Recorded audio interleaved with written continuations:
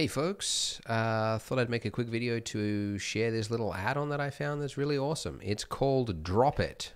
Drop It.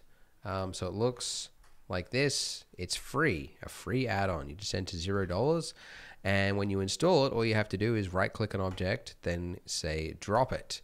And what it does is it drops it onto objects and ensures that it doesn't intersect, which is you know, it's normally a very annoying problem. Like when you create an object like this, you have to go like, oh, I'm gonna put it down here and then make sure that it's not, you know, in the right whatever, right? Everyone does that. It's frustrating. So this one just does it for you. So that's really cool.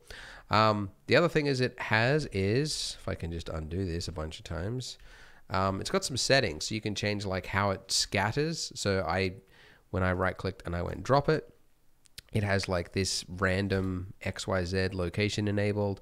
I also turned on rotation along the Z axis and also align to surface.